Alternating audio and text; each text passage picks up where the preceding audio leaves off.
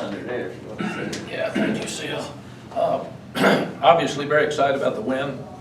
I have to congratulate Miami. It's amazing how young people fight so hard to win a football game.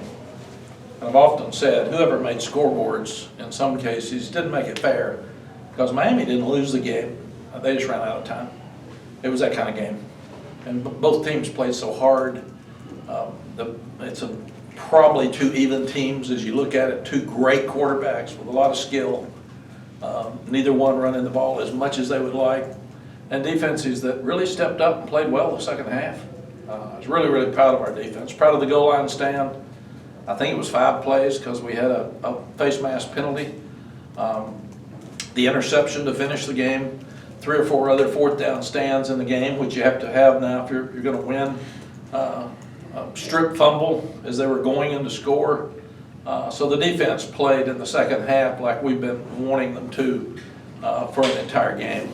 And really, really proud of them. Offensively, we were hot the first half. We gave 3 points up because we were still being aggressive. We're going to do that at half. We just threw the ball too far downfield. Got a little greedy because it worked so easily last week. We went for the 4th and 3 at the first of the game because we felt like we were going to have to score touchdowns to win. And when you start looking at analytics on the 4th and 2 at the end of the game, it says it's your choice. And I really thought about going for it because Drake is so good at that, and that would have absolutely put the game away. But after our Appalachian 4th quarter, no game's ever away. So we felt like let's kick the field goal, put the pressure on them to be a 2-score game with a little over 3 minutes left to go in the game. Disappointed that we didn't make a first down and finish the game on offense. That's where we still have to get better. We've said we've got to run the ball when they know we're going to run it and we know we're going to run it. And that game should have been finished on offense. And give them credit that they tackled Drake on the 3rd down and 3 short and then forced us to punt. And then proud of the kids tackling the guy inbounds with 22 seconds left. They had no timeouts. It put their quarterback in a position where he had to go really fast and just sling it, and then that led to the interception. So really, was that Ced Gray? I think Ced keeping him in bounds was such a heady play that was bigger than even the interception at the end of the game. We still got to mature some. We had too many penalties when we go up by 10. Immediately, we got a face mask on the kickoff. We're not kicking the ball in the end zone, out of the end zone like we did with Jonathan Kim, so we've got to do a good job covering, and we did a great job other than that one. And then the game's over with the interception, but Ced Gray got called for the interference. Then I thought that Kamari Morales did a tremendous job on the onside kick, and there was some drama there, which it was right in front of me, so I didn't see how there could possibly be drama. But he did a good job. And the guy was all the way out of bounds when he batted it back in. But good for the officials. They took it upstairs and looked at it. But you got to win close games to have a good year. We didn't do that last year. You got to win road games to be good.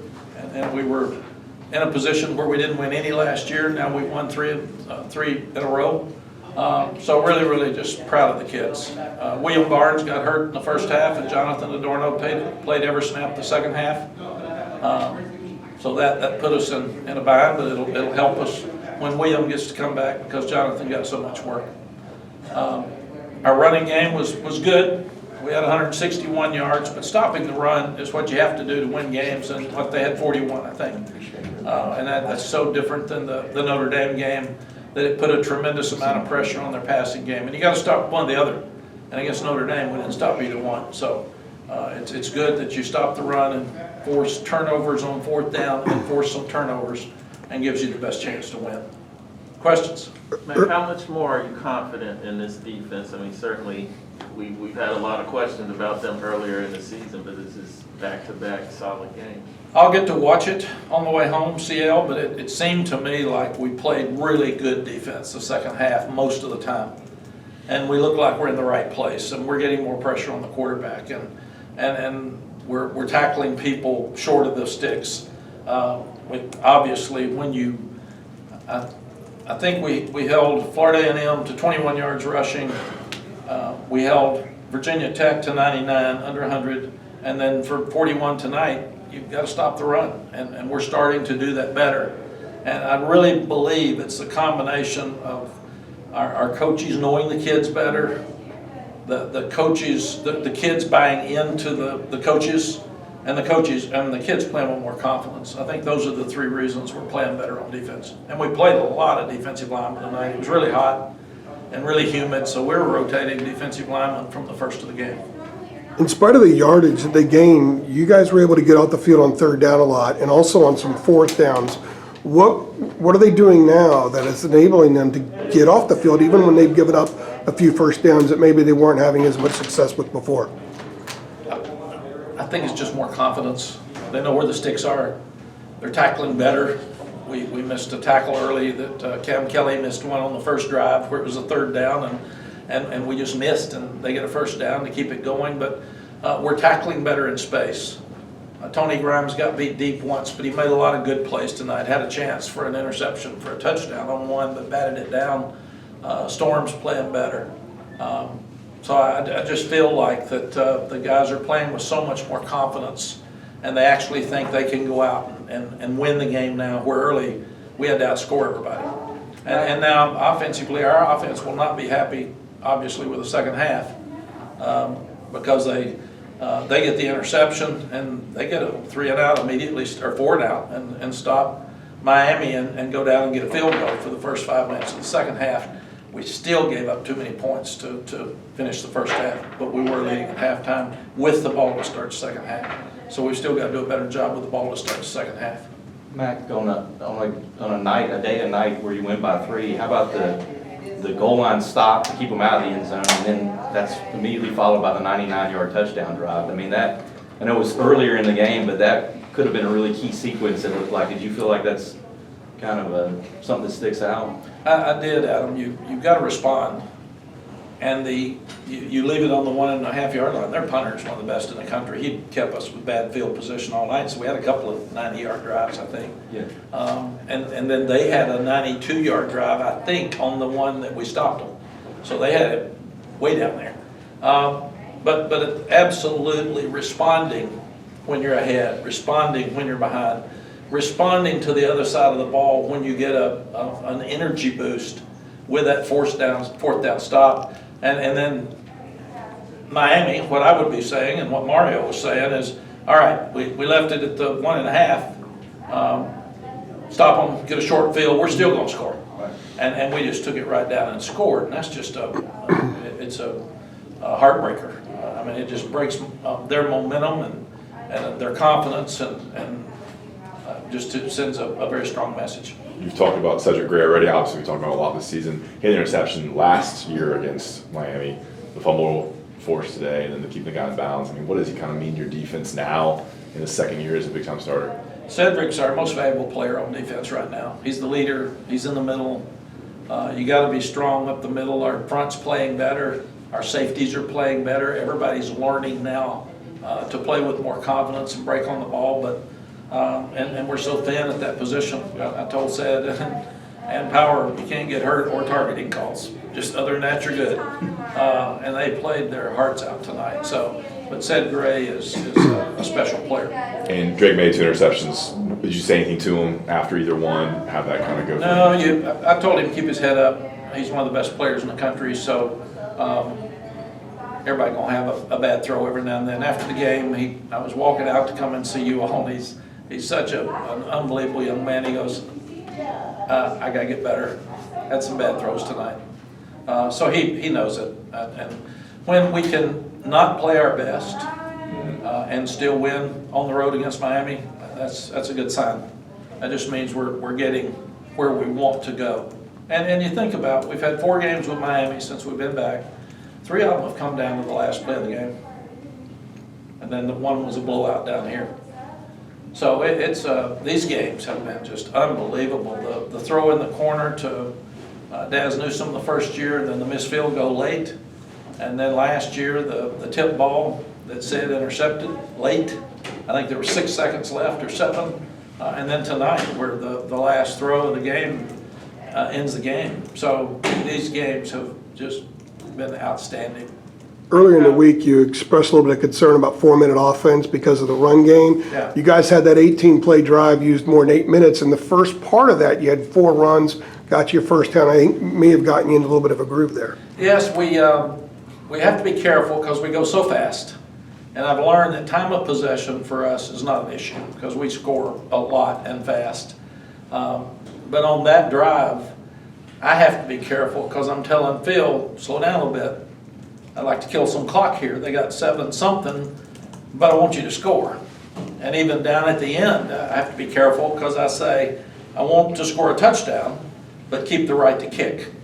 We don't need a tip ball. We don't need an interception because we need to have a 2-score game here with 4 minutes left to go, and then put it on our defense. But we'll keep working. I thought Caleb made some outstanding runs tonight. He just gets banged up some and has to come out.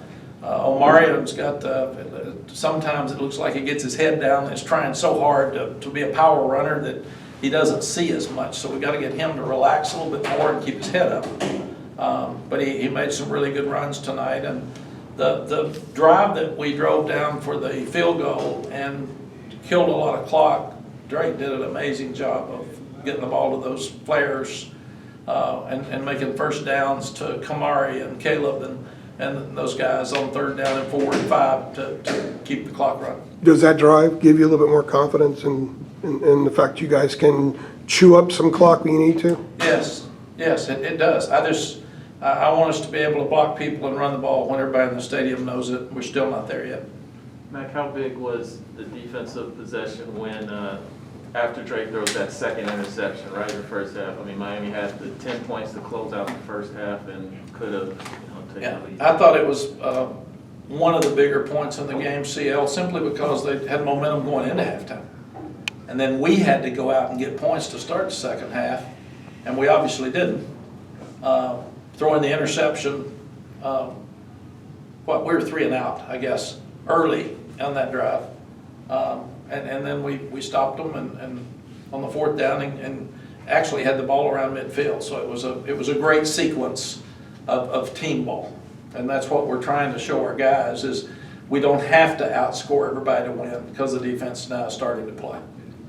All right, Mac, let me take you like a miniature time machine here. If I told you before the game that you're going to score 6 points in the second half, Van Dyke's going to throw for 496, and Drake is going to throw 2 interceptions. I mean, I don't know if you call it his worst game. I'm not trying to pick on him, but I mean, the decisions there were like, what would you think? I mean, 496 from Van Dyke. You kicked 2 field goals in the second half, and then Drake isn't the hero today. Like, yeah, I could be a smart aleck and say I'd have thought our defense dominated the second half and won the game, or I can say I think we would have been in trouble if you'd have told me that this morning. What is the value in winning this kind of? What's the value in winning this kind of a game, like he was laying out? I'm not a good loser. I don't handle it well, and I'm trying to do better.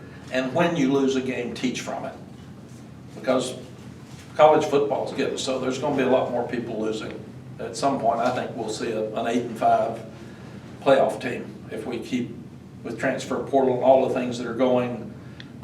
There's just going to be more balance, or especially all of us, but about 5. You got to win every week, and you got to bring it every week. And after Notre Dame, we were able to look at that and say, that's who we want to be. They lined up and pounded us, man. So that's who we want to be. And the quarterback was accurate and showing them, you can tell them, but showing them that when you run the ball that well, play action's easy. And you can't stop both. Because if you're in there trying to stop a 230-pound back and they get a play action, you're out of position. So we really learned from, especially defensively, we learned from the Notre Dame game. We also learned from offensively, we still got to run the ball better. I think we had 160 yards last week, didn't we? So I think it's very similar for the 2 weeks. And I've told Coach Longo and the offensive staff, let's get off of just having to run the ball. Let's run it when it's there to run. But we throw it so well, let's don't get crazy and run up the middle for no gain. I'm tired of the second 10 or 12. This game the same. When you can beat a talented team like Miami that has a superstar coaching staff, some of the best coaches in college football, I'm proud. The defensive end coach is Rod Wright, that was an All-American for us at Texas. So it was great to see him tonight. In fact, he picked up a fumble and ran 75 yards for a touchdown in the Texas OU game. So I texted him this morning and said, on the eve of this game, I remember you doing that, and I remember you kept looking around hoping somebody catch you because you got tired.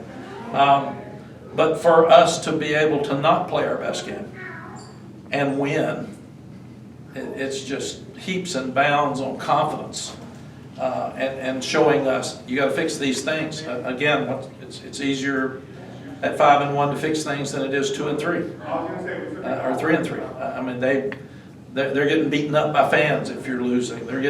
We're hard on them, and they're mad if they're not playing. Right now, when you're winning, everybody understands it's working. So, but I do think that this type of win on the road, where you know everything's harder, is a great benefit for our program. Mack, I want to ask you real quick just about the onside kick. I mean, it looked like the Blades kid took maybe 4 steps out of bounds after we saw the replays. You looked like you were searching for an explanation to anyone. I mean, did you get pretty worked up there when that happened? Like, what was happening for you when that was going on? You know, I don't get worked up with officiating. He was out there with me, and I was out of the white, and they just couldn't see it. I think there were so many people around him. What they're doing now to be right, which I agree with, is they're going upstairs to check it. And I said, he can't run out of bounds. He did. And he was, I mean, he was where CL was, and he made an unbelievable play to bat it back in, but you can't do that. So I knew we were in good shape. I knew we were going to get the ball. Again, one of my biggest disappointments, we can handle the turnovers. We got to fix that. We've had 3 on the road at Georgia State. What, 2 here? Or 3? It was at least 2. Two. We had 2. Six. Two. Well, we had 2, and I count not making a 4th down. The 4th and 3, I count that as a turnover because you turn over on down. So we really had 3 in those 2 games on the road, which we can't do. But I did think that the guys played the onside kick like they should have. Kamari did what he should have done. He batted it out of bounds. So I thought everything was played really, really well. All right, Thanks, man. good.